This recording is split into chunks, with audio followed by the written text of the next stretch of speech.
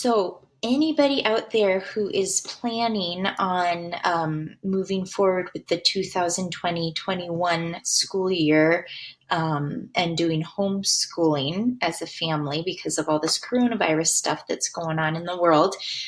But if you don't have that teaching background or kind of a sense of how to map out a school year, it's just like, what do I even do? How do I start? And I get that. That's how I feel, minus the fact that I do have that background, but still, it's a lot of work. So it's mid-July, and I am seriously now in the beginning phases and days of looking at Colorado state standards. We live in Colorado, so, Colorado state standards, but every state in the United States certainly has state standards to look at, to guide you. So looking at that.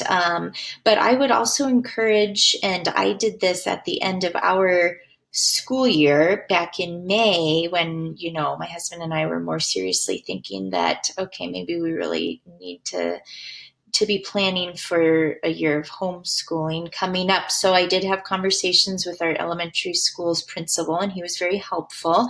And so it's just kind of, you talk to one person and they might lead you or guide you or encourage you to talk to another person and so on. And you just start following those steps. And so he said, well, you need to talk with our school district's homeschool a department or office because they have that. I don't know if every school district would even have kind of a homeschool support department, but ours did. So I talked with the lady at the district office, and she was very kind and helpful. And she said, really what you need to do, there's at the elementary level, at least not a ton of things that I need to turn in or document, but there is it's called Notice of Intent to Homeschool. So this is not something I have officially even turned in yet to our school district, but I would imagine most school districts have, at the very least, you need to be telling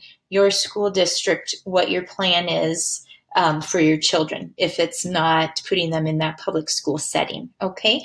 So if you haven't even looked into something like this, that would probably be step one. And that homeschool,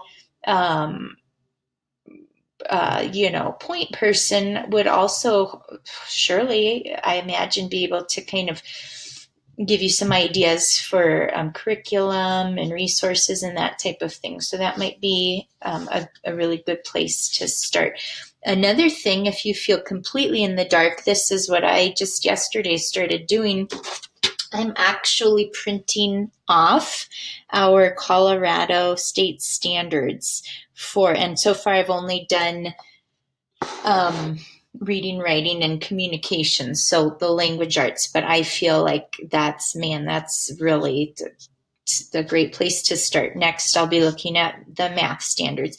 And so for our family, I'm really needing to be very well versed in, okay, for a first grader, a third grader, and a fifth grader, what are the state standards? What are the expectations? That is it's like your roadmap. So what are you supposed to be doing this year? What are the kids supposed to be learning? What are the learning objectives? So I would, if you feel just really confused right now, start with talking to your district's homeschool office, if that's a thing.